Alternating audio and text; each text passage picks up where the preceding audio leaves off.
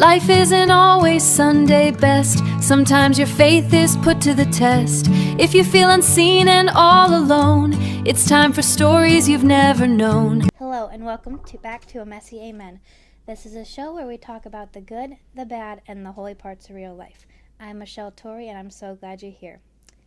Growing up, and especially in high school, I was so intimidated by all the beautiful, popular girls, and a lot of them were not the nicest.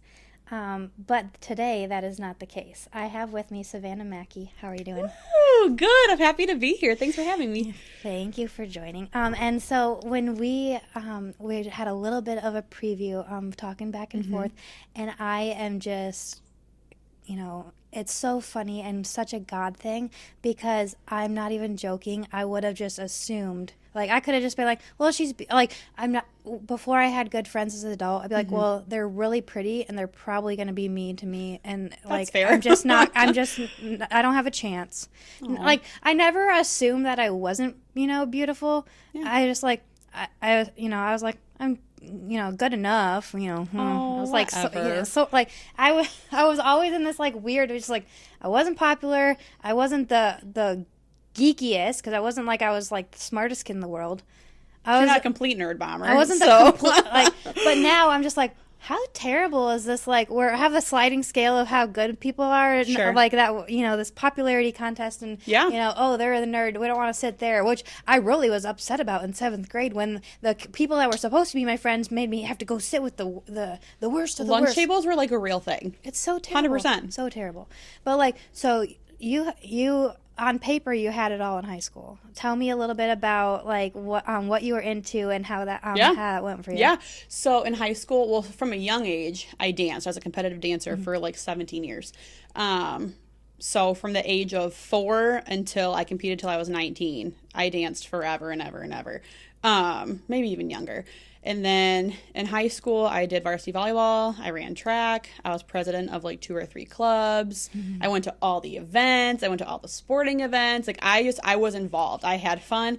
The school part of it was fine. I wasn't bad, but I enjoyed the social aspect way more than the academic part of it. But yeah. So you, what did you like, track or volleyball more? Volleyball. Okay. Way more. Because you can get gritty in it. Yeah. It's fun. We were talking, you can get on the floor, you can get the knee burns, all that. It's just so fun. I was a pro at gym class volleyball. Heck yeah. There's no evidence of that, but I'm telling you, I was in the zone and I was loving life. There's no, we had no knee pads, but I was giving it all my all. But that, even in high school, you said you how many kids were in your graduating class? 340. Okay. Were in my graduating class. And how did that work, even being social butterfly, and a little bit probably on the popular side? How did that work, even with interacting with other students? So for me, the one thing that I was really proud of in a non-prideful way, justified. Is everybody that walked across the stage, I knew every single person. I at least talked to them once or twice throughout our 4 years in school, or maybe middle school too. And that was important for me because I want to make sure that everybody was seen, that they were heard, that they knew that they existed, that they were worthy enough. Because you can get lost. I went to Heritage. I went to Saginaw Township Schools. And so you can get lost. When you go to Heritage, there are hundreds to thousands of kids. And it's super easy to just slip by and have nobody notice you or talk to you or whatever. So I made that a mission that I talked to every single person that I graduated with, and I accomplished that. Yep. And was there any part of you that was hoping to make kids feel seen because of something that was going on behind the scenes? For sure. For me, my grade, a lot of the girls in my grade weren't super nice. They were pretty catty, and they would be, not all of them, but a handful of them were.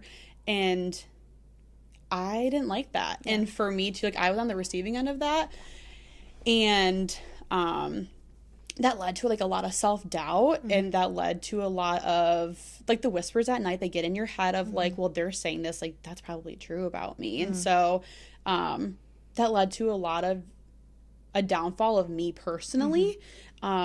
And I didn't want anybody to ever feel like that, because that's just a really crummy feeling. So, yeah. And then later on, that translated to even more. Oh, yeah. So you have been at in youth ministry at church for years now. Can you tell me, dive deeper into how that all got started, how you were inspired to do that? Yeah. So when I was in school, going back to people being not nice, and then I also had a boyfriend that was pretty crummy, and that led me to just spiraling in a way of, I didn't know how to get it out at that time and how to communicate that to people, because I was very nervous about that. And I'm an only child, and I'm very close with my parents, and so I don't want to freak them out either. So I knew how to turn it on and off pretty well. And so I just took matters into my own hands, where it spiraled into like self-harm. It spiraled into suicidal thoughts, then leading into attempt. And my boyfriend at that time would start to physically abuse me behind closed doors. That turned into physically abusing me in front of everybody at school, including teachers, and no one said anything, because they were scared of him, because he would just like flip of a switch. The teachers were scared of him? They couldn't call the cops? Because they were just scared of him. And so it flipped. And so then Jacob and I got together in high school, and he took me to youth group. And I grew up in a church, so like it wasn't like a first time thing where it was like, oh, this is really weird. Like, it was totally normal for me. But went to youth group, and my youth pastor, Pastor Sam, literally saved my life. And I was like, if he can do that for me, the feeling that that's given me, and the revival of my spirit, if I could do that for one kid, I count that lucky. So it's like, God is so good. And so then that one thing led to another, and here we are. Yeah, God is so good. Yeah, that's what, like, my hope too is always like I was joking the other, I think it was with episode 6, about what my goal was when I first wanted to get involved here at our church, was with the youth. But you had, the funny thing was, the 6 weeks I came was preaching, worship, and then preaching. And so then I sat in the back, and I loved it. You know, I'm always down for, a teens, a sermon meant for teens, because it's applicable for anybody. It's not like, oh, this is what we're going to talk about for high school, or, it's like, it's life. They're just like, they're, junior adults getting, they're getting ready for the real world. But then I was like, well, I don't know what I'm supposed to do, because I thought, I thought it was going to go back and forth between like small groups and then preaching, or, activities, or whatever the case. And then the week after I didn't come back, then they did small groups. So, but I think that God has been really gracious in that, because I think I learned that my role and pursuit could evolve. And then now I have a journaling group, Bible journaling and crafting, small group that's kind of very dynamic and fun. And God has been so sweet and loving to give me friends that are like kind of like me, where I would always said, well, I don't really have friends in high school, and I would as those hobbies involved, and those have it's shown me that my quirks can be be used. It's like they're used by God for fun and Bible stuff. Absolutely. And that I'm not the only one. I don't have to find random strangers in like a Facebook group that this Facebook group is for planners, or this Facebook group is for Bible journaling, and so like having that, I'm like, well, the thousands of strangers on Facebook aren't gonna come over and hang out with me, and that just makes me so sad. But that's what's incredible about God is like nothing in life, no position, no place, nothing is by accident. So like you being in there for those 6 weeks, that was so purposeful to get you to where you are now. Because it's like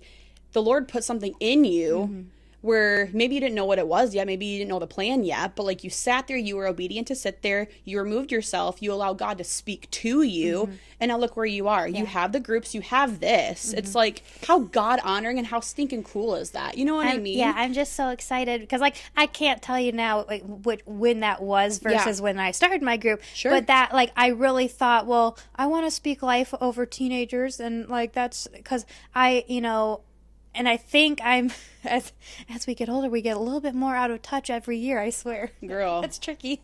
I'm in youth ministry. Like I can't keep up with the lingo. It's the weirdest stuff. Like it changes every 2 seconds. Like I don't get it. That's so. It's so funny though, and that. But tell me more about how like that. Week in and week out that has been for years now, and what that means to you, and then like what the relationships are like, and I know how much you're beloved in the group. So oh yeah, so it's like it never stops. You have teenagers texting you all the time, calling you all the time, and so our services are on Wednesdays.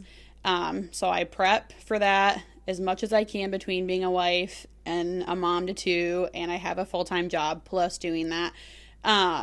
So it's a lot of, you have to fit it in where you can. But it doesn't stop just on Wednesday, and like it doesn't just stop seeing them on Sunday morning. Yeah. Like you get texts, you get calls, you have kids stop into your house at 11:30 at night to get prom pictures. Oh, like it never stops. And so it's nothing short of an honor and a privilege to be able to do it for teenagers. And I think I'm just going to say it, if you make someone else feel valued, that's that you earn their trust, and then they value you. And 100%. Might we add that your kids are like their little cousins? Oh, yeah. Crawling and toddling around and best buddies. Oh, 100%. On Sunday, Daisy will run from the sanctuary and will spot the student center doors and will just bolt in there because she knows what's in there. Like she just learned to walk. Yeah, right. She just learned to walk. And she's like sprinting, is toddling, like you said, like the best that she can to get into the student center because she knows how fun it is. She knows people that are in there, and she's like, oh, this is normal. This is like where my people are at. And so when we had Brian Pruitt on the show, he talked a lot about culture.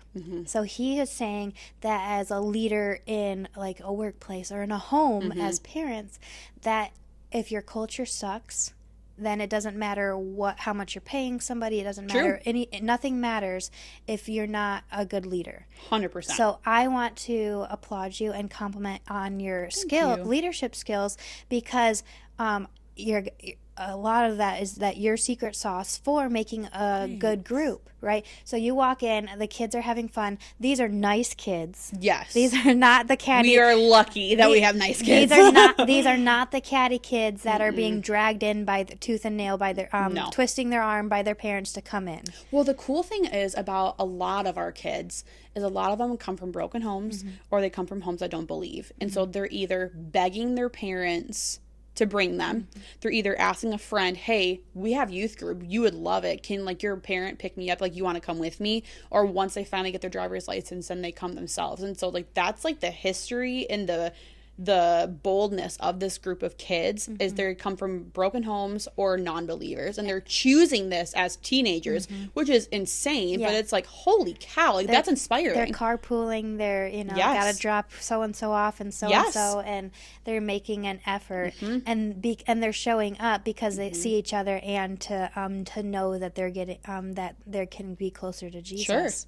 And like, not that we as adults and leaders are, it's not anything we're doing spiritually. Well, I don't know how to say this. We're not, it's not our doing, but the power of the Holy Spirit. Absolutely. And so we're the vessels. It's what God's doing through you. Yeah, we're the instruments and the vessels of a greater purpose. Absolutely. So you have a system, and you have an outline, and however we want to put that, of how you're going to prepare and show up. Can you tell me a little bit of how what you do going into Wednesday nights? So there's definitely like a baseline of what there is. Yeah, a phenomenal worship team. Thank you. We do. Student And of it's students. led by our students, which is insane. But we always have, like, the welcome announcements, that type of stuff. We always play a game because it gets everybody up. It gets everybody moving, everybody talking. Even if people don't want to do it, I'm like, well, that's too bad. You're getting up. So sorry. Like, that's a part of the whole, I want everybody. Yeah, you're going to have fun. That's part of the thing where it's like, I want people to feel seen and be, like, feel like they're worthy. Yeah. So everybody has to do it. No ands, ifs, or buts about it. Sorry, not sorry. Then you head into a time of worship. And then we go into our message, then we go into altar time, or we go into small groups. But we are always so sensitive and so aware that if there is a movement of the Spirit, then it's not interrupted. If there needs to be prayer, if there needs to be revival, if there needs to be something, you stop everything and you allow that to happen. Right. And that's even been adopted by our students on the worship team. Like, if there's been a word that they feel like the Lord is laying on their heart, they'll be like, Savannah, I hope this is okay, but, like, I have to say something. And I'm like, no, because if you're not going to be obedient, like, and that's the thing about God, like, he will knock on your door and he'll give you something so minute, something so little.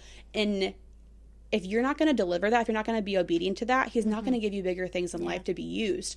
And so I'm like, absolutely. Why would I ever tell you that you can't be used by God, that God can't be used, like, through you? Literally. So they do it, and then something happens. And I'm like, amen. Because then you were obedient to God. God literally spoke through you.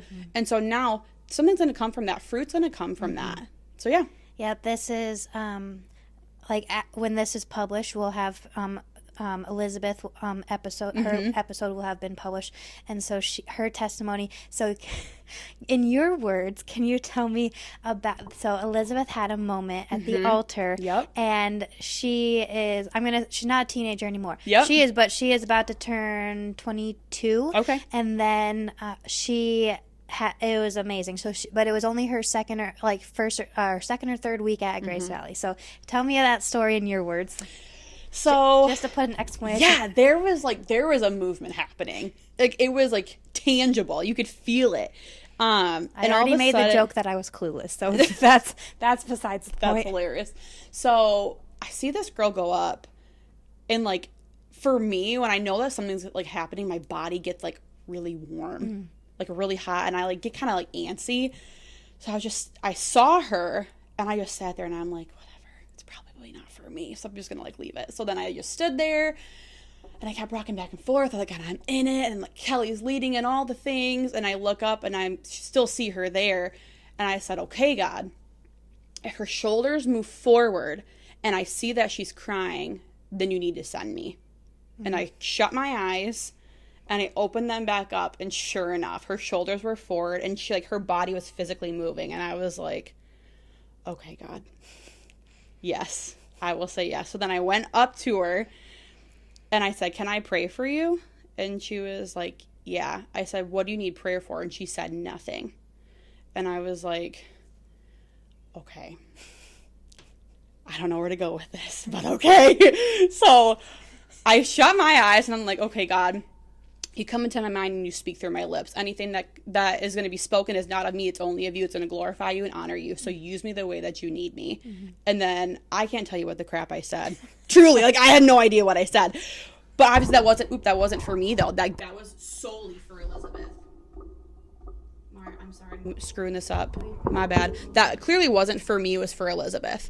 And so I said whatever needed to be said. And there was a moment that was, like, chilling for me in such a really cool way of she took a deep breath and exhaled and literally just, like, stopped. And I was like, wow, God, like, what did you just do? Like, I'm saying this all in my head. And he's like, there's relief. Like, there's something melting off of her. The shackles are breaking, and she's not going to pick it back up. Because that's, like, one thing that I always try and tell the students is, like, in a moment that Elizabeth displayed so boldly and so courageously, all of us should be inspired by that, because it's like, you go to the altar to surrender to Jesus, and we have the boldness to do that, but sometimes we forget that we need to allow the chains to fall and the shackles to break off of us, and that we need to leave it there and walk away.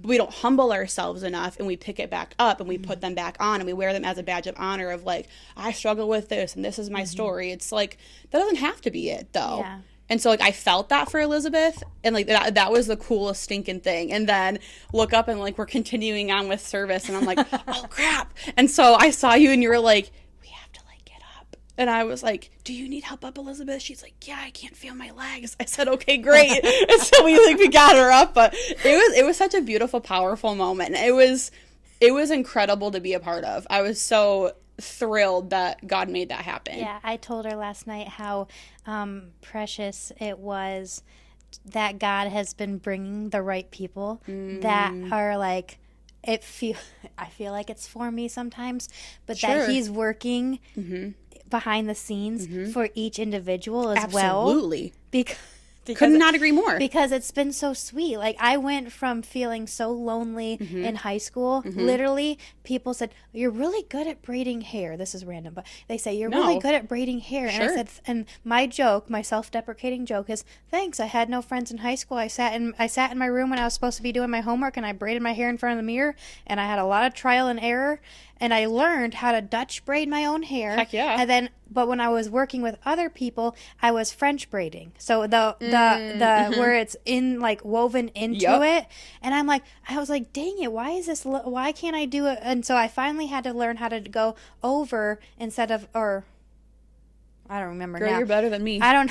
Traditional braid all day. Anything like, else? I can braid the bottom. That's it. So, like, if I'm, okay, so a French braid is weaving underneath and then looks all, like, woven into it, and then a Dutch braid is you're pulling it over and looks 3D. So I get you. That's what you see a lot of times when you were doing competitions. Yep. I bet they might have had braids, or some of them did a braid into, like, a bun or whatever. And so I really got into that, and then I would sometimes do them sideways with a bobby pin for school. Fun. Yep. And then all kinds of funny hairstyles. But that was my situation of going from like zero friends that I had a deep spiritual connection with to now having, like, a bleeding heart and just being open to hey, I see you struggling with this. You don't have to feel that way. Right. Like, I know that things have felt anxious, but I don't want you to feel like you're performing or trying to make me like you. Right. Or the opposite, or somebody it might be standoffish because they had a harder upbringing, and then working an unwavering friendship into their life will feel foreign to some people, and then that maybe they had a rough family and they don't do affection and they don't do words of affirmation, but they are trying to figure things out as an adult and build godly friendships. So all of that, the God's grace and just beauty of even our church as a whole. Like, can you? Absolutely. So tell me about your like where you grew up church wise, and then what that felt like coming to Grace Valley. Yeah. So growing up, I was always in the church. Church was never, like, a foreign thing to me, like I said earlier. What denomination was it? Nananam. Okay. So I grew up Nananam. We also went to an AG church too. My grandparents still go to an AG church, and then my other part of my family goes to Nananam. So everything about Grace Valley was, like, not foreign or weird to me as it might be for some people. So church was number one. Yeah. Foreign, weird. I was like, what did I say? I was a little late on that. Very, very different. Yeah, it is. If you're not used to it, it can be, like, shell-shocking. A lot of people don't learn about the Holy Spirit as an active part of the ministry. Absolutely. It's kind of like, oh yeah, Holy Spirit's going to help you live your life. And that's, leave it. Yeah, 100%. So grew up going to church, and then Jacob and I got engaged at the end of 2017. And 2018, we were like, we're going to be married in a couple years. Like, let's find a church that's for us. It's like plant our feet as a couple. So then, like, when we get married, this is our church. When we have kids, this is our church, like, all the things. And so one of our friends, PJ, he was attending, at the time, Saginaw First. And then Jacob went, he called me after and was like, I think you would really like this place. And I was like, yeah, we'll check it out, whatever. And so I went, And there was a prophetic word, there was tongues, there was all the things. I'm like, this is incredible. And Jacob grew up where like that wasn't normal, so he was like, whoa, like I didn't know that was like a thing, like this is crazy. But for me, I'm like, this is comforting, this is great. So we started going in 2018. Then my parents started coming, and like we Wait, where were they what kind of church were they? They were okay, so they were, and were they charismatic like in your house? Oh yeah. Okay. So like my mom grew up in an AG church. Okay. And so that was very normal. I've never heard of it until literally never. So I had very briefly heard of it, but just in passing and just didn't think anything of it. I grew up United Methodist, which is very, very traditional, like liturgies and, well, this is our reading for the today and all those things. Yep. And so hearing but my dad and my stepmom both speak in tongues. Okay. Not all the time, but they have that gift. Yeah. And so you did, and I believe you do too. Yeah. So when did that happen for you? Honestly, then not that long ago, if I'm going to be honest. So it was a gift that my mom has it. And it was a gift that I was always unsure of and didn't really know truthfully if my deepest heart's desire was ever to receive that, I guess.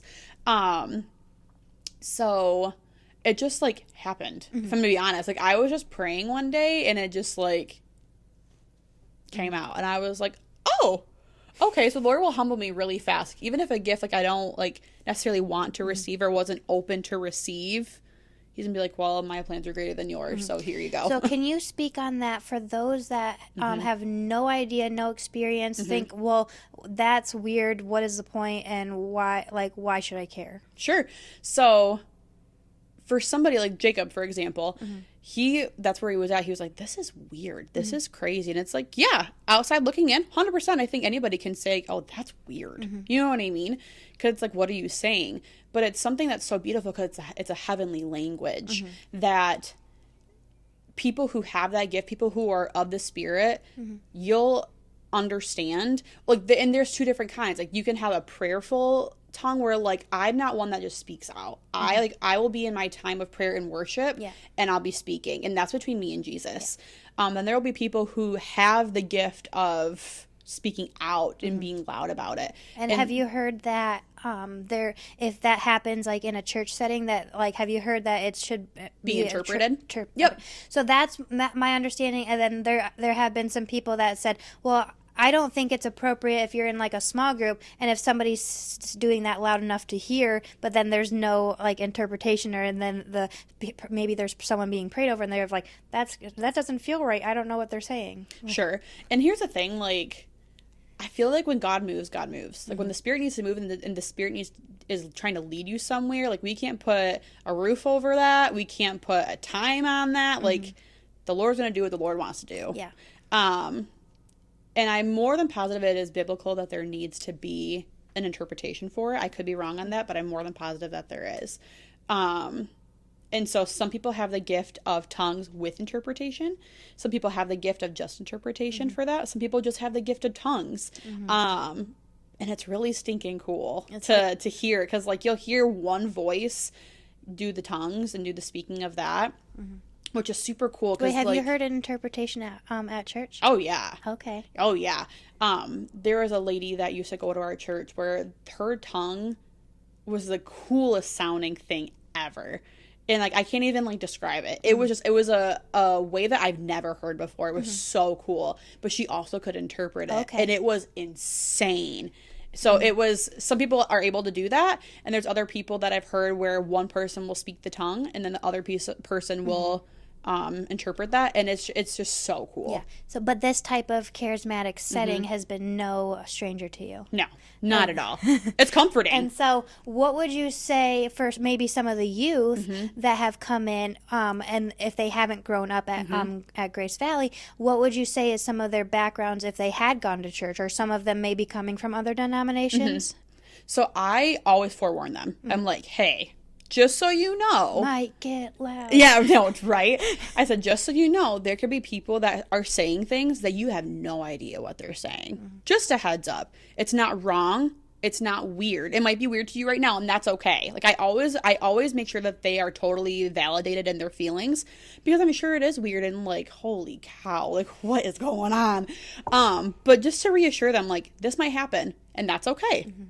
People might be slain in the spirit, and that is okay. You might see people on the face on the floor or weeping or get on their knees. Like, all of that is okay. Mm-hmm. All of that is honoring to Jesus, because it's just everybody has different ways mm-hmm. that they surrender and worship Jesus. And none of them are wrong. None of them are weird. None of them are bad. Mm-hmm. It's just how you are giving. Mm-hmm. And so when we word it that way, even when we're in youth with worship, I always say, make sure you remember that everybody worships different. Mm-hmm. It all looks different. It all sounds different. And they're all just as beautiful and perfect. Yeah. And so we don't judge anybody. We don't look at anybody weird. Mm-hmm. Like, we had a girl who literally did interpretive dancing for a way of worship. But she would go to the back of the room so she wasn't, like, distracting to everybody. But she would be back there, doing her thing. And it's like, but that's how she worshiped Jesus. Mm-hmm. So it's like, I would never tell anybody, hey, that's just too much. Can you calm down, please? It's like, no. Do you know how honoring? Like, God is smiling because she was doing that. So I think we've done a pretty good job at doing that in youth and communicating that in youth. So then when they do come on Sunday, like, nothing really surprises them. So, yeah. That's awesome. And then, so there might be some different denominations in their background, but then you said that a lot of times there's might not be any background. Yeah. And that you're really praying that God would give them, like, that first experience that a supernatural, healing and just comfort and, a lot of times friendship, like we've been talking about, and knowing that we have a friend in Jesus. Absolutely. Like a Toy Story moment, right? Yeah, right? You got a friend in me. There you go. And so it's always been encouraging for me to see our youth and to, do my best to get to know them, you know, tell them I'm there for anything. I know that a lot of times I'll get funny looks, be like, okay, whatever you say, you're old lady. And so, but it's just so fun to watch them blossom and grow. And can we give a shout out to Zoe and her singing voice? I haven't asked her what her arching plan is, but whatever she does, if she's a recording artist one day, I won't be surprised. Right. Jaredon said she did Never Enough from The Greatest Showman better than the original. So she's phenomenal. I'm jealous that she only can invite a few people to her concerts, because I bet it gets full pretty fast. Yeah. So they have, I don't know how many each. She was great. But when Ray and David said they couldn't come to something else, or and then I found out, I'm like, well, I don't blame you, right?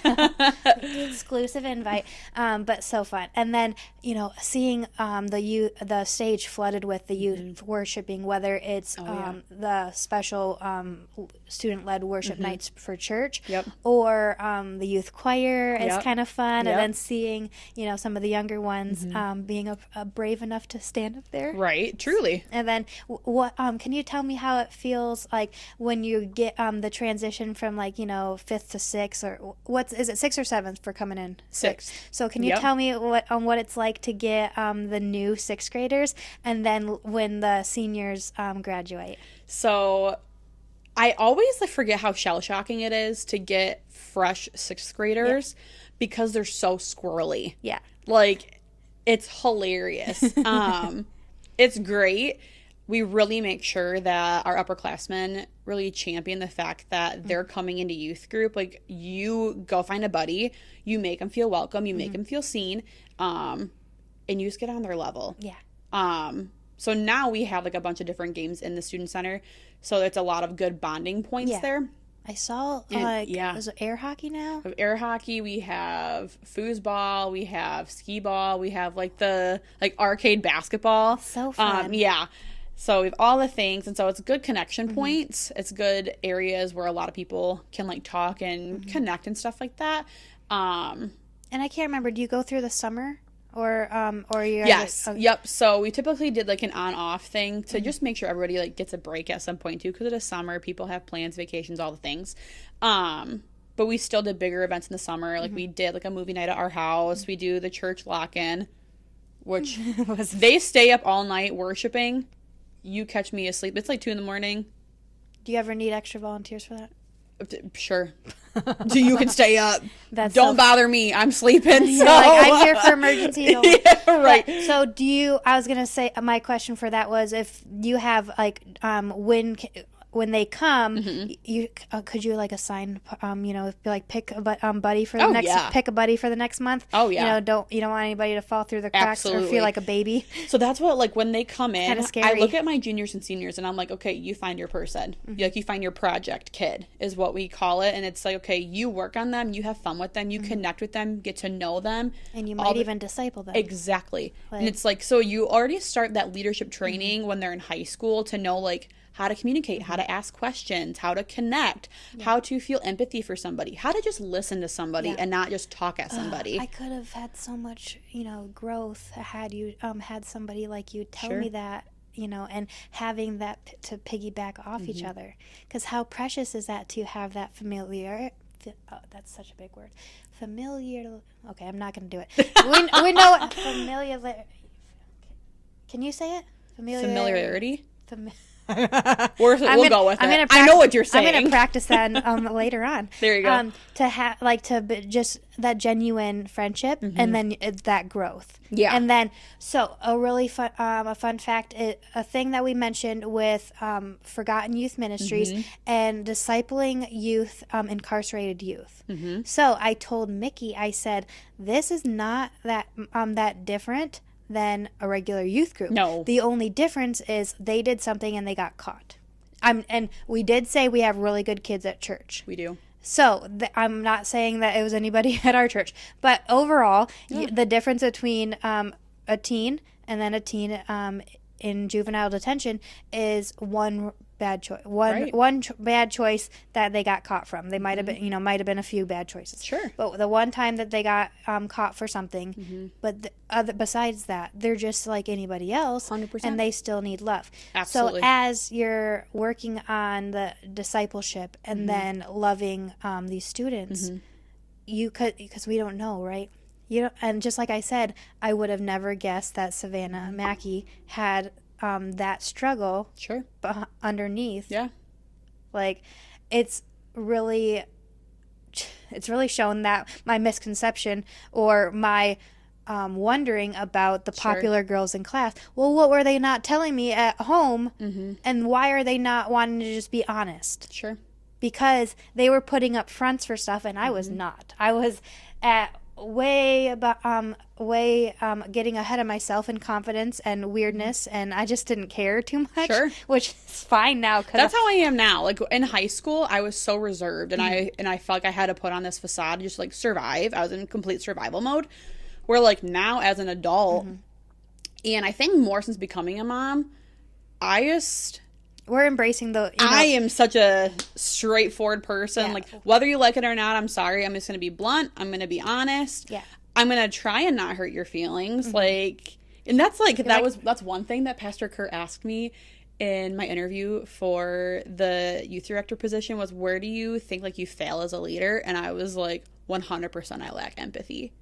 And he was like, really? And I said, in the manner of, I can identify when a kid or, like, a person is just like, me, this is always wrong and this is always wrong, and they always come with problems. I get so annoyed of that. Oh, yeah. And I, like, totally lack empathy in that. And he's like, I don't really know if that's a bad thing, though, because, like, you can, like, pick it out. No, he's the same way, though. And I'm not. So I did the same thing to him, and I realized real quick that was not. It's his spiritual gifting is not like biblical counseling in that fact, because I think he's like like Brian Pruitt is. You're gonna pick yourself up, you're gonna dust yourself off, and you're gonna take steps to figure it out. 100%. Because God's not. Like, you are a capable human being, and we're not doing the complaining. We're not blaming other people. Exactly. So if that's something you're saying, that's good. If that was a weakness, we'll take that's that. not a weakness. Because I'm just gonna be honest, because I would come up with the most insane excuses of why I couldn't have a good day. Sure. And why I was starting my own self off on the wrong foot because I didn't want to wake up in the morning. I didn't, want to start. I wasn't starting my day off in the Word. I mean, some days it's still a struggle, but I'm recognizing I can. Yeah. If I can peel myself out of my cozy bed, I know, like, because a lot of times I say, if I don't have to go somewhere, I don't have the sense of urgency, hashtag ADHD. That is something I really struggle with. And so a lot of times, so that's not a bad thing. We don't want to, when it's complaining or self-inflict, Sure. Kids can be responsible for their issues. Sure. But on a deeper note, or Yeah. turn on the serious thing for a minute. They're getting. Tell me more about that struggle. If it's not something you could say you're lacking empathy. Well, you could say you don't do the BS. Is what I'm hearing. Yeah. So, but on the flip side of that, when your kids are coming to you with like really gut-wrenching issues. Yeah. Can you tell me how you've maybe counseled or tried to help through something that maybe was beyond your, level of expertise and Sure. what you can do in that? I think one thing that every good leader that needs to be aware of is that some things aren't meant for you and you can't be God. Yeah. And so obviously I know I'm not Jesus. I can't save this person. I can't rescue this person. I can't make this person revive their spirit or whatever.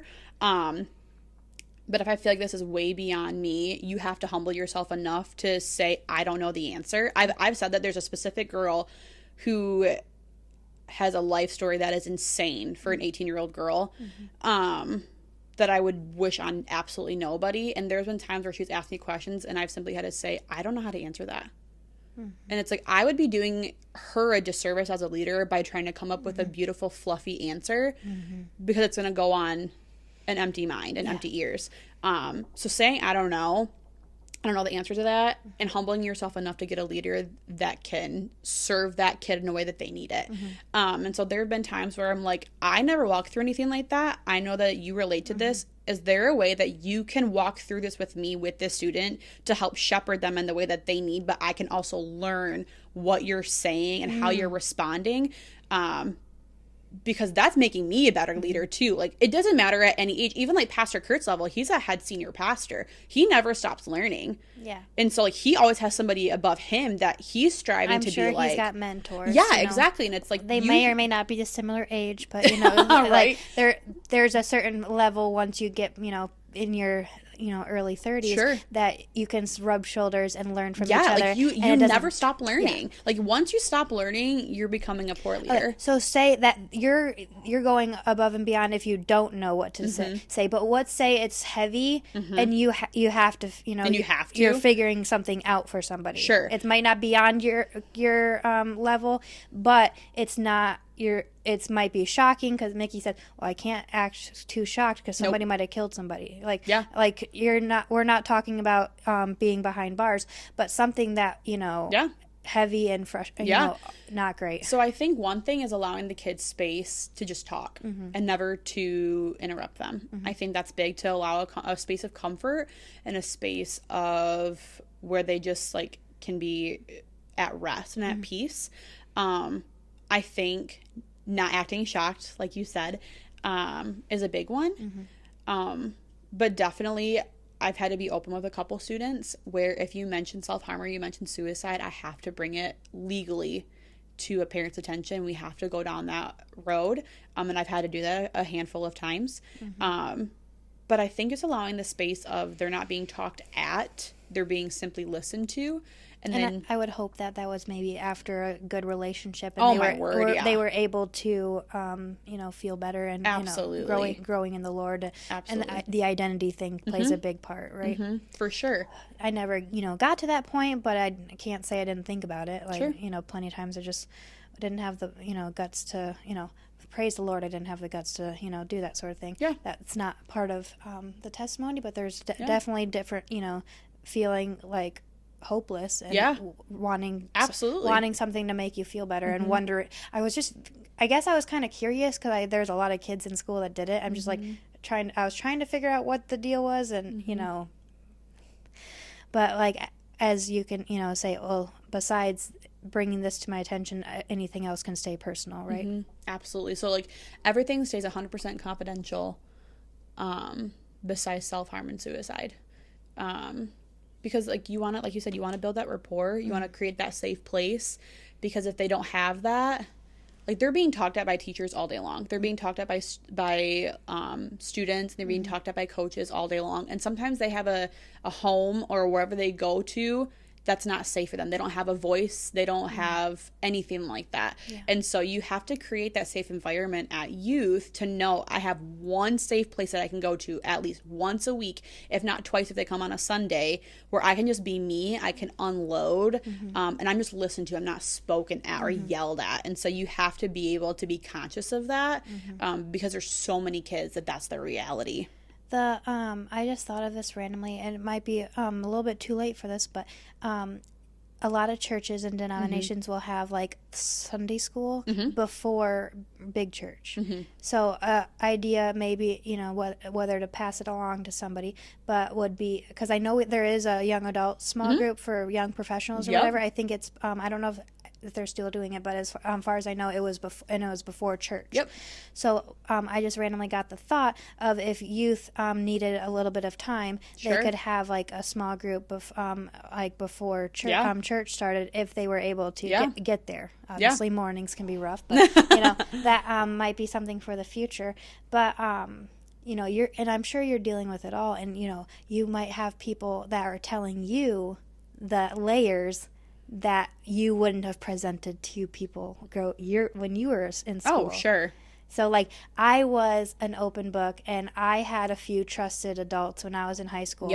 And my good friend's mom, I still call her my Midland mom, because she is always just been safe, and I always thought she was so fun, and she's only serious when she absolutely has to be. Otherwise, she's just, like, super easygoing and relatable, and I love her so much. And she has really been there for me.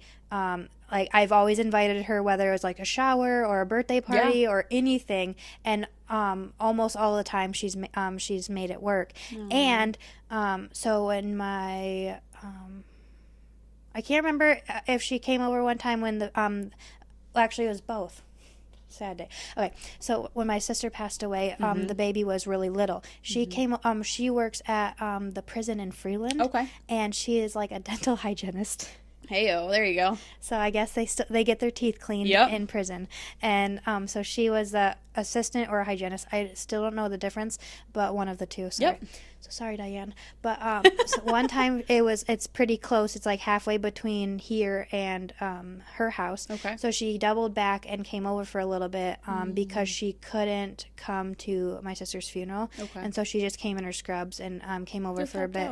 And she like did a few dishes and was sitting with me. And she's all like, so having that you know, can look different for teenagers. Absolutely. And it's just wild to me that it's always been a solid group. Since I've come to our church, it's been a solid group of kids. And it's not like tiny. And then when it's really big, then you can have small groups and people can share openly. Oh, yeah.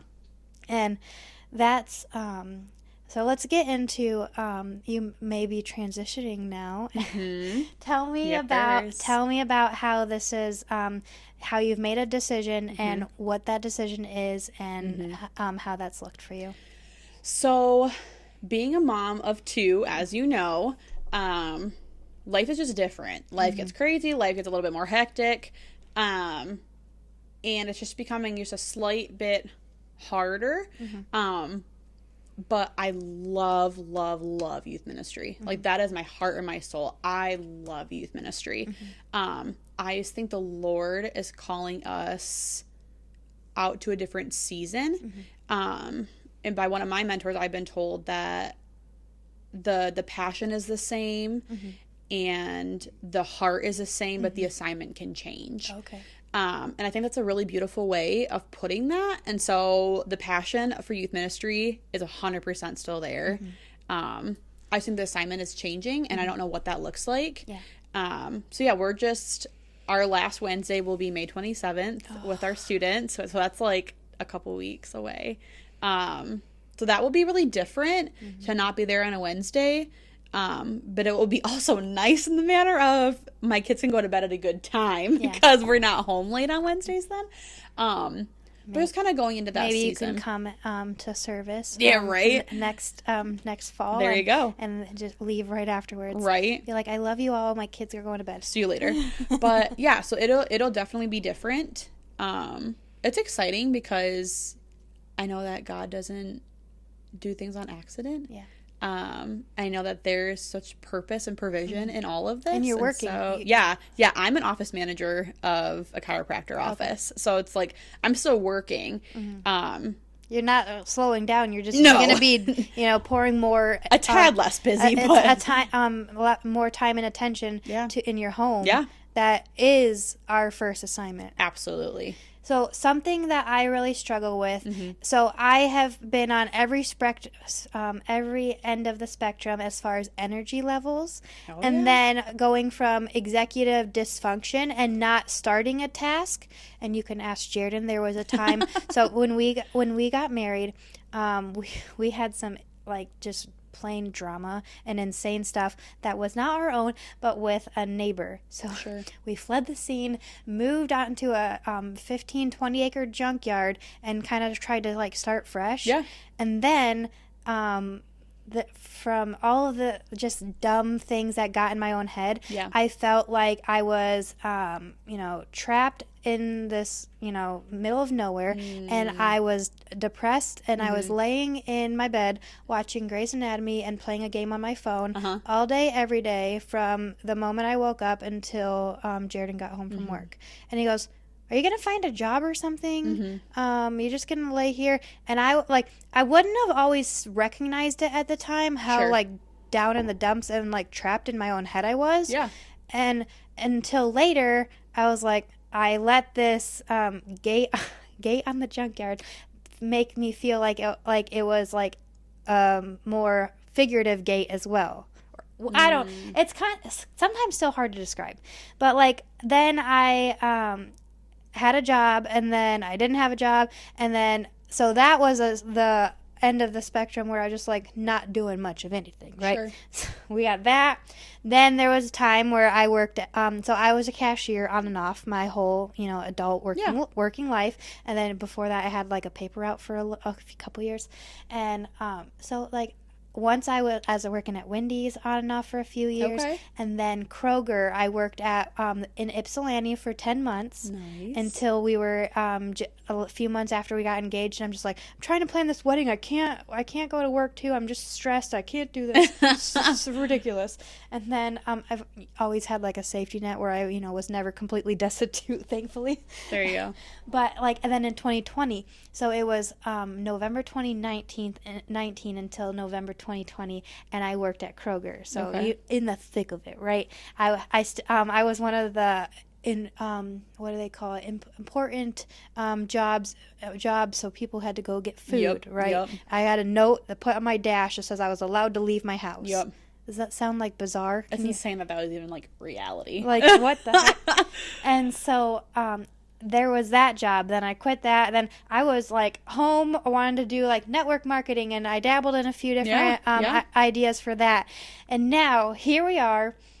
Instead of lazy executive dysfunction, which obviously that's still a struggle. That's a symptom of ADHD. But instead of doing nothing, I'm trying to do everything. Everything. So all the things. I have, not only am I, we're recording right now, we are publishing episodes on YouTube and so cool. audio. I'm so excited, and it's literally such a passion, and I'm hoping that someday we will I will segue into, maybe it can be a podcast too, or there's a few few people that have done that, but books, speaking engagements, all of the above.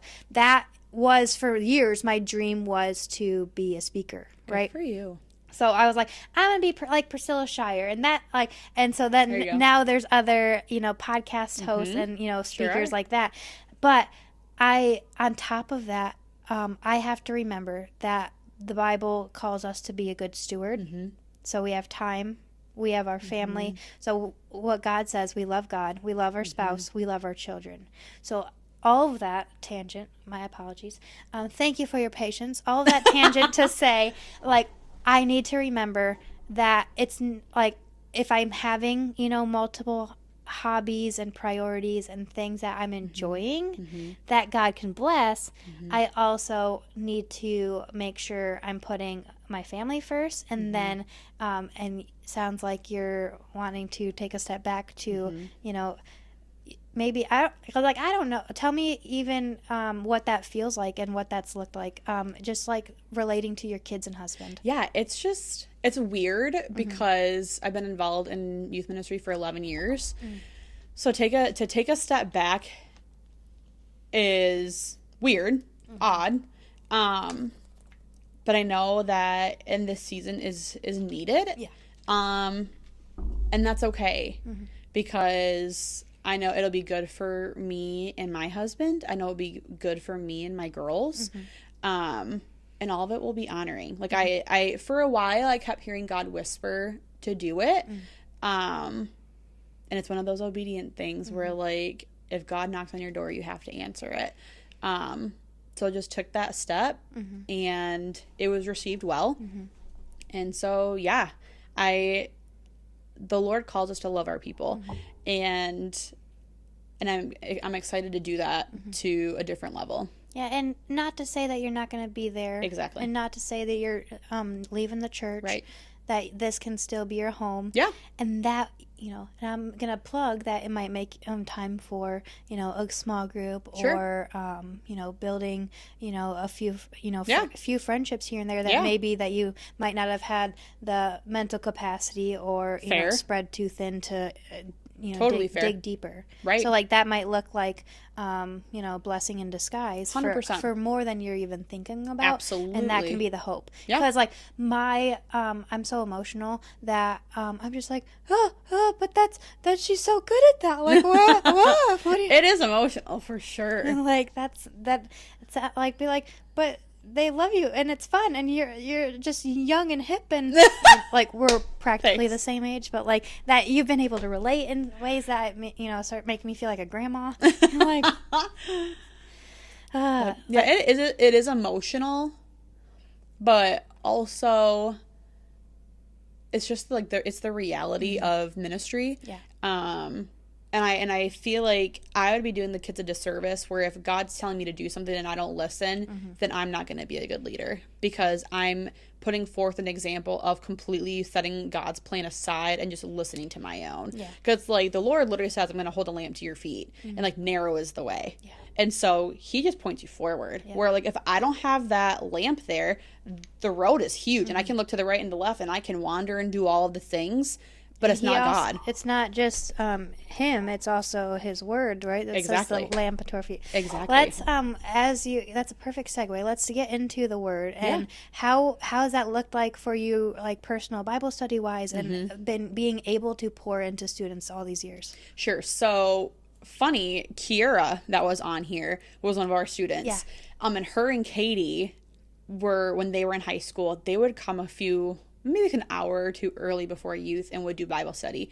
And the way that they do that, like as everybody saw, is the coolest thing ever. And I'm not like a super artsy-fartsy kind of person.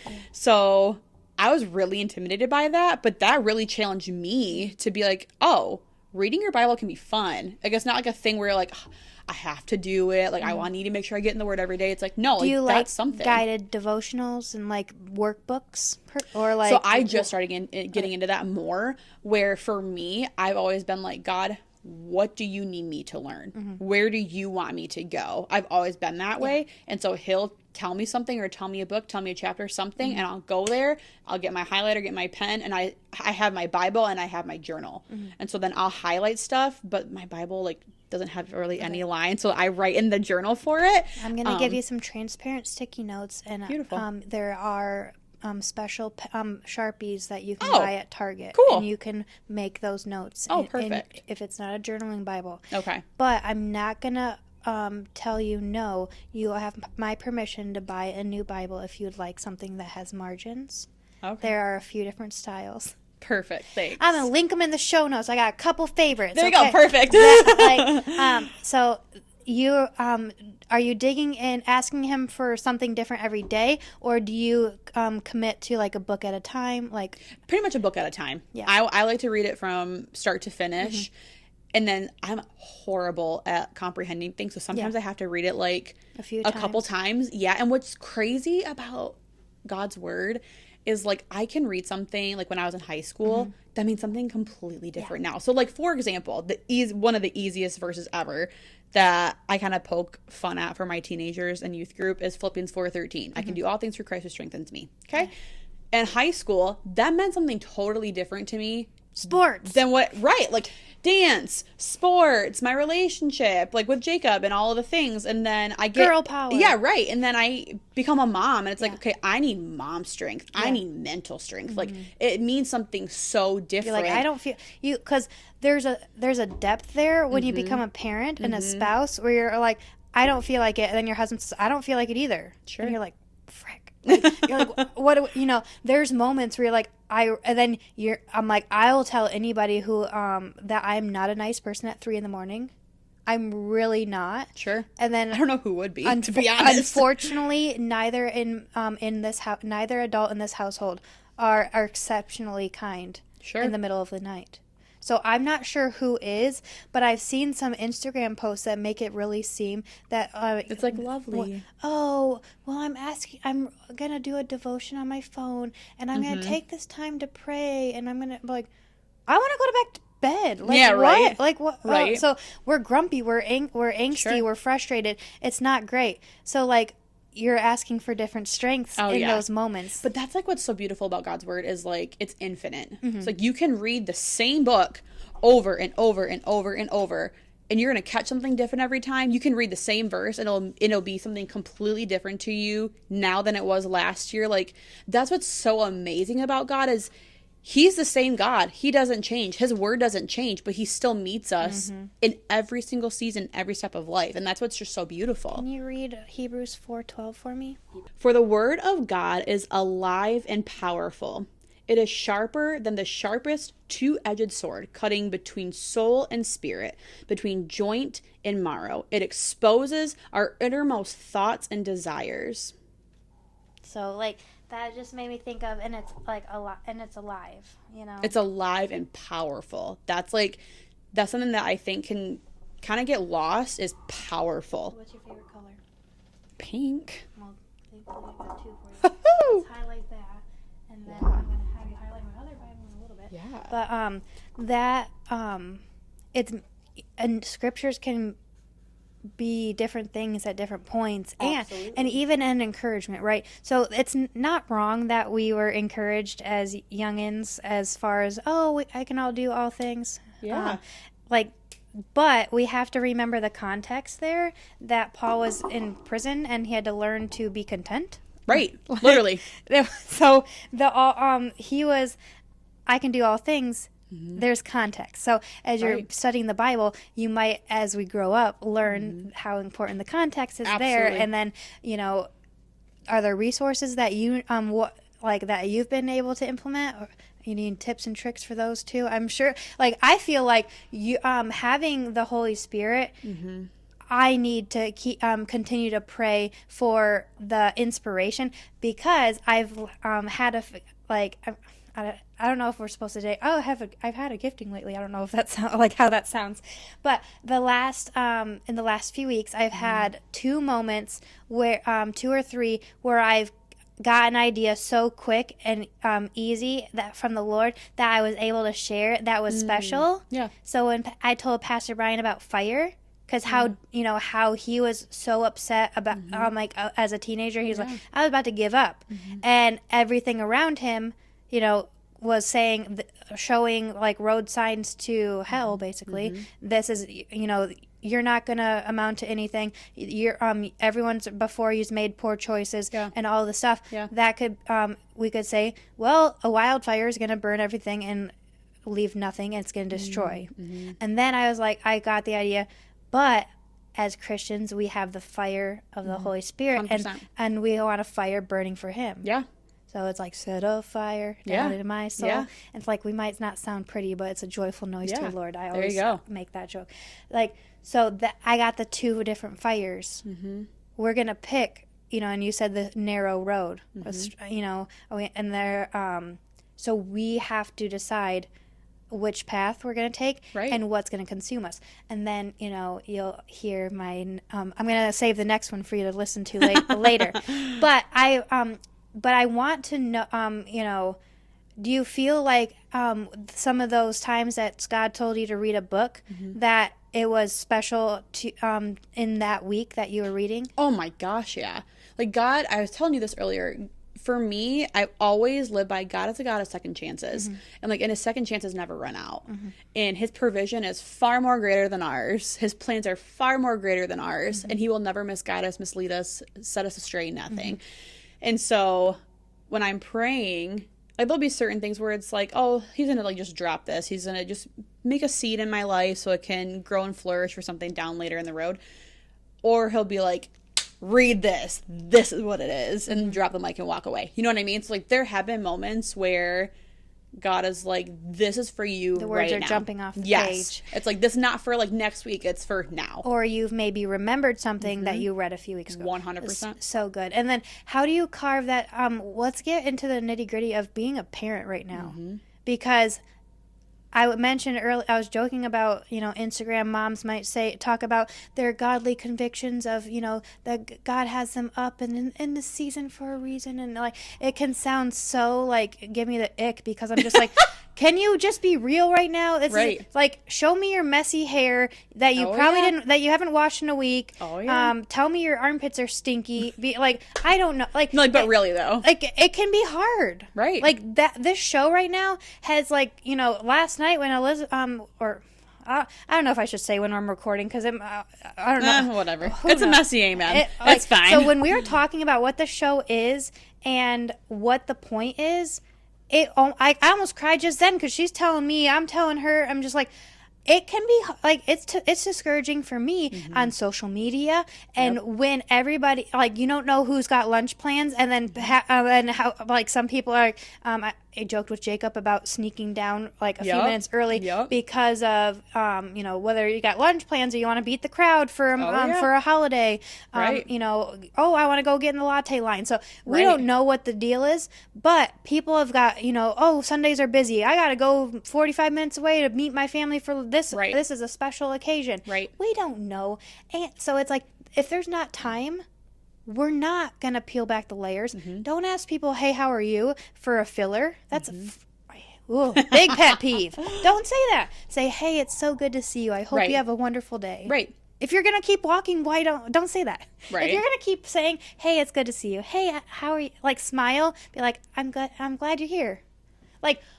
Make a list in your journal of good things to tell somebody if you're going to keep walking. Sure. For the love of all things. For the love. But the Sunday mornings they're holy, they're sacred, they're fun, they're good.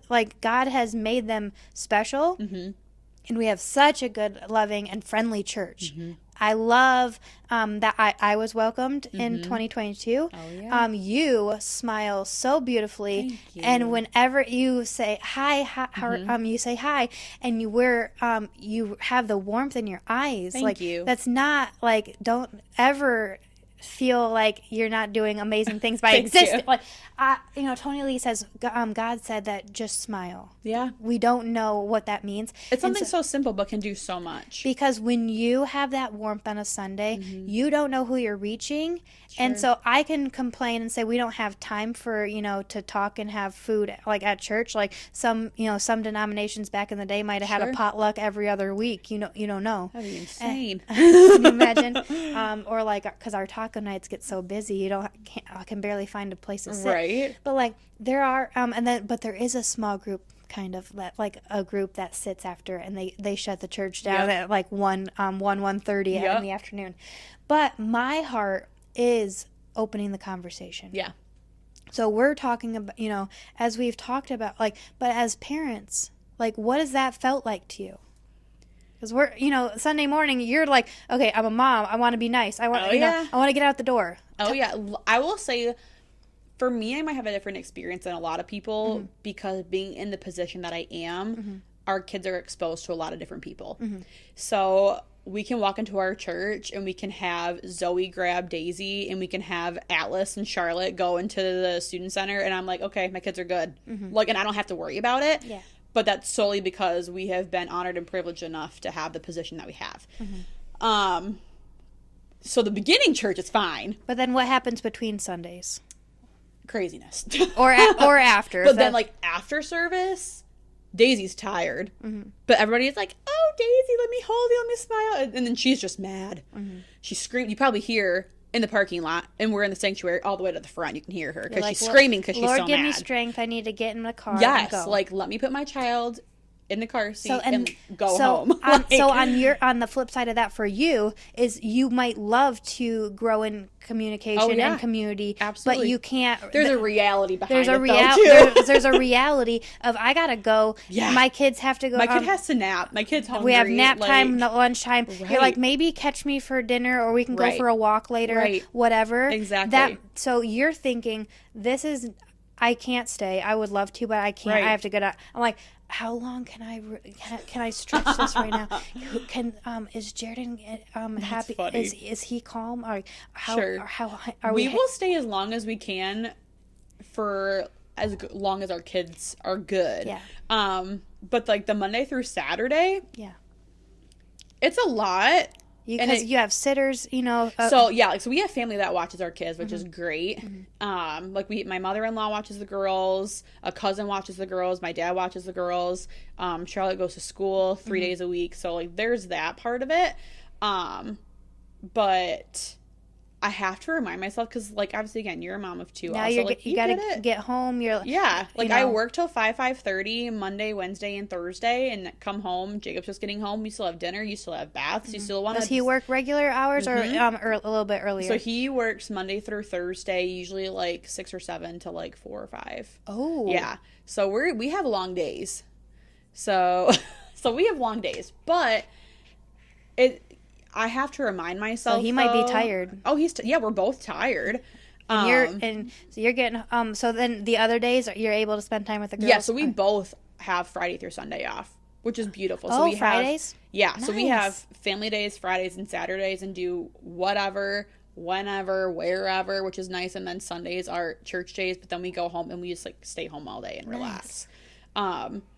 But I have to remind myself too, even in the midst of me being completely tired and all of the things, it's like, okay, God chose me purposefully, handpicked me to be these two baby girls' mom. That's nothing to take lightly. That's nothing to take short. Yeah. And even if they don't get the best version of me because I'm tired, they still need to get something of me. Yeah. And so hold on just a few hours. Right. Because especially on those days, God bless you, because you're only getting a few hours the whole time. And no, literally. Like husbands too. No, literally. It's like we get, like Daisy goes to bed between 7 and 8. And as much as I might be exhausted for the day, I know Jared will be heartbroken if he comes home and I've just rocked the baby. So we have those moments where like, I can't take any more of this, and then they fall asleep. You're like, oh, you're the sweetest kid in the whole wide world. I love you so much. And I hear you. And then you have a smaller age gap, but our kids are relatively very roughly the same age. So your oldest is 6 months young. She'll be 4 on the 30th. Same type of deal. Yeah. 3 half days of preschool or 3 full days. 3 half days. Yeah. Same deal. Same idea. They're smart, but they're also emotional. Oh yeah. And sociably, we can be lacking. So that's where my issue comes in. Sure. Is really and whether or not she ever struggles with some of my mental struggles is fine, but it's the thing about the balance, because there's intelligence and then there's can you take a deep breath and quit screaming? Can you stop whining, please? Right. Our family rule is to not whine. Can you rephrase that? Sure. You don't say, I want something to drink. You say, may I please? Right. May I please? Sure. Whether or not your friends are saying that or not. In this house, you're going to ask me something. Yeah. And then if you've already asked or I'm talking, be patient. Right. So tell me about how even with working too, how you felt trying to parent lovingly. There has to be consistency. Yeah. That's a big thing. Consistency is key. But also for me, I have to have an understanding of my child is only going to be 4. She's still so little. And so her brain is expanding and growing every single day, and every day is a new day of learning. We can't remember being 4. No, and it's hard. I really can't. It's like, and I like try and think of Charlotte's age right now. It's like, okay, in the last year, she got a big girl bed, and she had a baby sister, and she got potty trained, and she started school, and like all of the things, and now Daisy's everywhere, and she's getting into all of Charlotte's things. So that probably it's like, feels weird for them. Oh my word, yeah, her brain is exploding. So I have a baby boy, and he is he's gonna be 1 in July. So she's like, "Who is this kid? Why is he touching my stuff?" Right. And I'm like, "No, this is everybody's toys now." And she goes, "No, what do you? Huh? What?" So for me, like, I have to get down on Charlotte's level, and I have to speak in a way that she understands. And I speak slow. Can you give everybody an example? Oh, for anybody put on the spot. Yes. Can you show me, because a lot of times I get kind of just like not turned off, but like feels unrealistic for some of. So I've gone from kind of getting brainwashed into the stereotypical like gentle parenting, where it's like strong, authoritative, but too much emphasis on the feelings. And then now I'm trying to do more rooted in scriptures and be like, no, your behavior is still not okay. So for me, there's feelings, and then we still it's a sin to disobey. We're not going to do that. Like, I've tried to find a balance. I personally am really big on making sure she hears that I understand her feelings, that she has feelings, and that's okay that she has feelings. How we respond to those feelings, that's the problem. And so, like, if Daisy's doing something, or Daisy's getting in the way of something, and she like removes Daisy, I literally get down on my knees, I grab her hands, and I say, "You need to look mommy in the eyes. You're not looking around, you look me in my eyes." And so she'll look me in my eyes, and I say, "I hear you, I understand you're upset, but Daisy's a baby. She doesn't understand that these are yours and you don't want them to be moved. So you need to understand this. And if you cannot do that, this will be removed, or you'll go to your room by yourself. Do you hear me?" And she'll go, "Yes." I said, "Then what did I just say?" And I have her repeat it, and I say, "Okay, now if you can't follow through with this, then you will be going to your room by yourself to take a deep breath, and then we will talk afterwards." Like, if you don't want to play with your brother, then go play in your room. Then remove yourself. Go That's play. what I say. If you don't want to do this, then remove yourself. Find something else. I'm like, because like lashing out, it's not going to solve anything. Nope.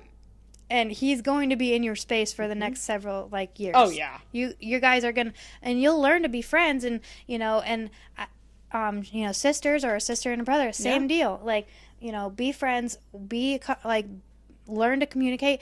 And right now I'm going to start remembering too, is if you can't articulate what you're frustrated with, because right now her and her bestie are big on, and I'm just like, no, if you can't articulate what you're frustrated with, walk away and find a grown up. Yep. Walk away, find a grown up, because I would rather help you learn to communicate than hear you whining, and then I'm having a trouble with my own self-regulation, and I can't teach you in my own frustration, and I'm struggling with my sin. That's what we do with Charlotte, is like, if she's having a tough time trying to communicate something, we literally remove her, put her in her room, and we say, "You stay here, you cry if you need to, you scream if you need to. I don't care what you do in your room. This is your safe place. You're not in trouble." Right. So we remove her there, take a deep breath, do what you have to do. I said, then when you are ready to tell me what you're feeling or what you need, but not in like then you call for me. Not in an angry or frustrated, punishment way. Right. I said, so then you call me. And so then she'll yell for us, for our names. We'll go in there, and she's totally calmed down. And she's like, okay. And she's ready to communicate. Because one of those things was like, that I was heard over and over by a creator, was saying, "You're putting them in timeout. That's not going to teach them anything. And then they're going to be mad, and they're not going to know how to communicate their feelings." I'm just like, but okay, how do we communicate when they're just crying or upset? And so if you're saying to take a timeout, but not in a trouble way, just remove them from the situation. Be like, "You're not in trouble, but I'm not going to sit here while you're screaming at me." No. So like, I might even say, "Well, I'm going to sit in the hallway." Yeah. And you could be mad. Yeah. But don't be rude. And then one year can take a deep breath and tell me what's going on. It's like, but I think the walking away thing too is like when they're having disagreements with their buddies or whatever. It's like, walk away, get over yourself. You're like Whatever. because they're arguing. They can't. They're both Lydia's. I've always said Lydia's so sweet, and if somebody has a million siblings, they're used to that. That bullying aspect and that picking on each other, and it can be a whole thing. Sure. I'm just like, okay, deep breaths. And like, I've learned what to do, with a bunch of kids around, and it's not, and I've said, it's not how many kids, it's the moment, it's my mindset in the moment, what exactly is happening, and what type of chaos. Sure. Because sometimes it doesn't feel the same as another time. Oh, sure. Even if it might be the same thing happening. Yeah, absolutely. So like, you're having fun, you're, working, somewhere between part and full time, but like having the other times, the day off, are they longer hours, the days you are working? Does it still average around 40? Not quite. 36, no. 35? Yeah, something like that. So, but like happy to, have that, and you love seeing people. I'm assuming you like to be out and about and seeing the people. Oh, yeah. Because I volunteered for our Lydia's school, and I had a blast. Yeah. If you ask him, it would have been the last. Jared would have like, not over my dead body. And I, yes, it was long. Yes, it was tedious. But I was, You make a memory with your kid. Well, that was being helpful for a volunteer thing to help for the school. But I was saying, like, to see the public. Sure. Which, can be frustrating. Yeah. And then can be fun. Yeah. So sometimes I'm like, if I get a part-time job and pray for me if I do, then I can still make my kids and husband a priority. There you go. So but can you tell me maybe a life verse or something that's been really special to you that's been an anchor for this whole time? Absolutely. So my first Bible verse I ever had to memorize as a kid in Sunday school was Galatians 5:22-23, which is the fruit of the Spirit. And so that has always stuck with me, and I never understood why. And then as I continued to get older and like grow my faith more, the Lord put it on me that if I want to be anything remotely close to Jesus, these are the things that I will embody. And so it's an attitude check, it's a heart check, and a spirit check, because it's like, if this person makes me mad and I just yell at them, that's completely losing my self-control, and that's a fruit of the Spirit. So it's like, that is such a constant reminder of me if I want to be a fruitful person, if I want to plant seeds that flourish, these are the things that I'm going to embody. Because we're going to get frustrated. Yeah. Lord, heaven knows we are, right. moms and wives and, sure. Adults. Yeah. And then, our husbands and kids will get frustrated with us. Not to say it's all them, but we all, as humans, those are 9 things that we can remember. Right. Because that's how, if we're getting our endless second chances, because God still sent Jesus, even knowing what we were going to do. It's like, how can we pray for the renewal of our mind? Yep. And the transformation, having the mind of Christ. Yep. The old self is gone. Yep. Then we're so a lot of that's piggybacking off of, could be other episodes, but could be, with the fruit of the Spirit. Is there another one that has been special, even a little bit? I know with that fruit of the Spirit is huge. Any other verses? There's one in the book of James that says you have to have perseverance in trials, so then you can triumph. And something that my dad has always said to me is the difference between try and triumph is just a little umph. And it's so true. It's like, if you want to be successful in something, or you want to just accomplish something, you have to put a little bit of effort in it. So yeah. Because not only are we enduring for our character and our hope, but it's also, and it's also a witness. Right. You're saying, do you want to be like Jesus? Why do we want to be like Jesus? I asked ChatGPT once to make a liturgy for Lydia at bedtime. And so, like I said, I grew up United Methodist. Yep. Liturgies would be like, the pastor said something, and then the church says something. The pastor says something, and the church says something. Yep. So I wanted something, and songs are obviously a little bit better and easier to memorize. Sure. But if you know anything about like catechism or liturgies, they're going to be, the regular, just the talking ones. But something that it said was, why did God make you? And it came up with to love him and glorify him. So that I want to remember that, not only to raise her in every encouragement, every good thing, and every blessing, and every everything that we can do to give her the identity, to give our babies the safety and the hope, love, security, patience, and like the fruits of the Spirit. Not only the fruits of the Spirit, but then giving them all the other tools in the toolbox. I love that phrase, because it's not that, because we can grow as parents, and we can grow in any adventure we want if we have the right tools and encouragement. Absolutely. And and so even though Brian was saying that he is also Clark Kent to his kids, he's also the dad. He's also showing up on the regular basis. Yep. I also really just admired and was geeking out over having a dad as a motivational speaker. Sure. But there's also a fun thing for me, as my dad's been a pastor, like just a pastor, and not just a pastor called into ministry for over 30 years. Yeah. And then some of the things when he'll go on his little tangents and things is really interesting to that his background and his specific callings and words, and he's always had a lot of fun analogies and stuff like that. But when we we can talk about this verse as so in verse 2 has been spoken a few times on the show.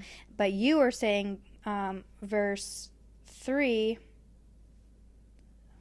we're going to go with 3 and 4. It's when James chapter 1, for when you your faith is tested and your endurance has a chance to grow, let it grow, for your endurance is for when your endurance is fully developed, you will be perfect and complete, needing nothing.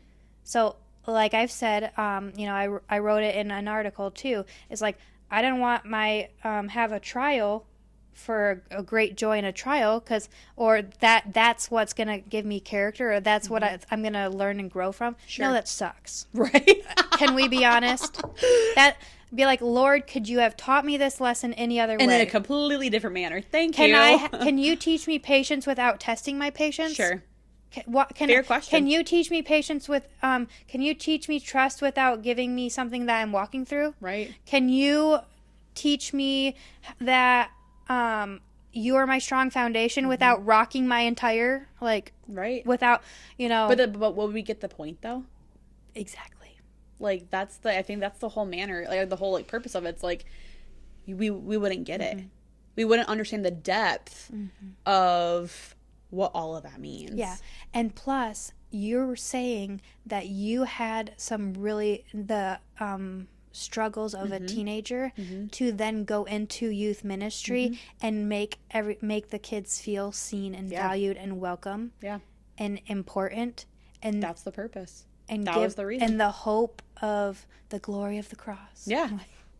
I need to start studying like actual scripture references, not all, but sure. Obviously the phrases count, but it feels a little bad when I can't be like, well, maybe I don't need to be an encyclopedia. Maybe it's okay. Maybe it's okay that we know that we have faith by grace, you know, through Jesus Christ, right? But James I love, and it's a really good palate cleanser of some of James is a good book. Some of the other letters that can feel like the meaty theology. Sure. And then this is like, do this, don't do this. Yeah.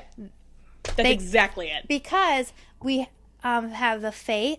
Salvation is by Jesus alone, and then our faith is what we do in response to that, and we have faith because of what Jesus has done. Right. So to finalize this and to wrap this up, can you speak to everybody listening and just what has felt like your mission and what like we were just saying, your mission, and how maybe that your assignment has changed, and maybe how you feel like even your strength and how God has blessed you, and that you're hope to bless people. And say it right there. I don't know where the Lord is leading me, what that looks like, whatever. I think a big takeaway that I want people to understand is you are never too far gone. you are never too lost. You're never unlovable, or you're never unworthy or not capable, that God can't use you. If there's breath and there's air in your lungs and there is a heart that's beating, a pulse that's going, God can use you. And no matter the brokenness, no matter the ugliness, no matter what that is, you are so worthy of God's love and the blessings over your life. And so, yeah. And that there's beauty and like in how God can work everything out. Absolutely. And it's fun to hear the different stories, and even some, there's so many good Christian podcasts, and even how many different people might say similar things in a different twist and a different experience, and the grace behind that. And the voices, because Absolutely. To amplify, to give you a microphone has even been such a blessing to me. And so the irony is, when I've said, oh, so-and-so might, like, what's their story? Or isn't their life wrapped up in a perfect bow? I have valued seeing how between the Sundays, between the things that we don't understand, and you can pour into others. And I... blessings to hear how even the similar themes can be unpacked to different highlights and different key verses. And the funny thing is, the fruit of the Spirit, that's my jam. Like, I have a song for that my dad taught me, that we taught Lydia, that Miss Jeanette will tell people to tell Lydia to tell other people, and she thinks that your daughter and Lydia are the bee's knees. Like, she will be like, and they're smart and they're all these things. I'm yes, Miss Jeanette. I have to make sure she doesn't think that Lydia is like hot stuff more than anybody else. I'm like, she's just a girl. No, we'll love her, and these preschoolers are going to go far, because and then you believing the world is at the fingertips of high schoolers and middle schoolers, and then our little girls. We're we can piggyback off Pastor Brian and believing in the being the greatness and the courage to step out into what we're called, and to hearing the nudges of the Holy Spirit. And each episode builds, there's different nuggets from each one that I'm like, I have to be careful not to say to spoil it. Not like I love having a couple nuggets to build. Sure. But then if I say each one, I feel like I don't want to be too tacky. I don't know if it's like, and then so-and-so said this, and so-and-so said this. But that's what I'm hoping listeners can take away. Yeah. And that is you're encouraging people. And I want to, this one I might the last episode and this one, it's almost like I'm talking even more, but I love the conversation. I'm not even sure if it's because you're the last few have been our age, but as like your journey, it's not nothing's black and white. Nope. And nothing is gonna be predictable. So I don't know when you started feeling the nudge to even step back from ministry, but whether or not this is episodes called like Ministry and Motherhood or Ministry and More, like there's going to be a subtitle, but we're going to, whatever this journey is, we're in this together, sisters in Christ, and having a body of believers that are, tightly knit, and an overarching church that we can, we're called to, the kingdom builders. Absolutely. We're called to spread the gospel in every way that is. Yep. So whether in teenagers incarcerated, and teenagers at church, and our babies at home. Yep. So absolutely, that's my bow on that, and that is this one has been such a blessing to me, and we have a companion devotional over on Substack, and you can find merch, T-shirts, mugs, journals, and a beautiful PDF guide if you don't want the Substack one. And as always, thank you so much for joining us, and thank you again for having me. Thank you, and we will see you next time. Amen.